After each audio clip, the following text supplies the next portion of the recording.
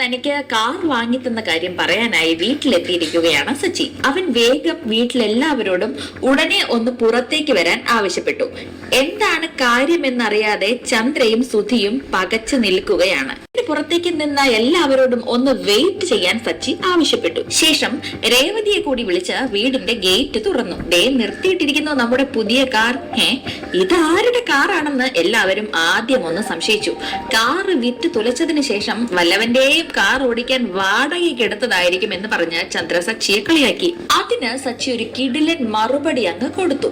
ഇത് നിങ്ങൾ വിചാരിക്കുന്നത് പോലെ വാടകയ്ക്ക് ഓടിക്കാൻ എടുത്ത കാറല്ല. ഇത് എന്റെ ഭാര്യ രേവതി എനിക്ക് വാങ്ങി തന്ന കാറാണ്. അവൾ മാല കെട്ടി വിറ്റ് അതിൽ നിന്നുണ്ടായ ലാഭം കൊണ്ട് വാങ്ങി തന്ന കാർ. സച്ചി അത് പറഞ്ഞതും ചന്ദ്ര ഞെട്ടിപ്പോയി. ചന്ദ്ര മാത്രമല്ല, സുധിയും ശ്രുതിയും വാ പൊളിച്ചു നിന്നു. എന്നാലും രേവതിക്ക് ഇത്രയും പണമൊക്കെ ലാഭം കിട്ടിയോ എന്ന് അവർ ഓർത്തു. സച്ചിയേട്ടൻ പറഞ്ഞത് സത്യമാണെന്നും ഞാൻ വാങ്ങിക്കൊടുത്ത കാറാണെന്നും രേവതി എല്ലാവർക്കും മുന്നിലും പറഞ്ഞു. ഉടൻ തന്നെ എല്ലാവരും ഓടിച്ചെന്ന് കാർ ഒന്ന് അടിമുടി നോക്കി. കാറിന്റെ പിൻവശത്ത് SR എന്നെഴുതിയ നെയിം ബോർഡും സച്ചി അവരെ കാണിച്ചു. കൂട്ടത്തിൽ ഒരു ഡയലോഗും കാച്ചി. എന്റെ പൂക്കച്ചവടക്കാരിയായ ഭാര്യ എനിക്ക് കാർ വാങ്ങി തന്നു.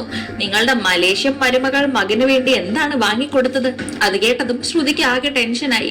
എന്ത് മലേഷ്യ, എന്ത് മരുമകൾ? കയ്യിൽ 10 പൈസ ഇല്ലെന്ന് അവൾക്കല്ലേ അറിയൂ. എന്തായാലും ചന്ദ്ര നേരെ ശ്രുതിയോട് കാര്യം പറഞ്ഞു. സച്ചി പറഞ്ഞത് നീ കേട്ടല്ലോ.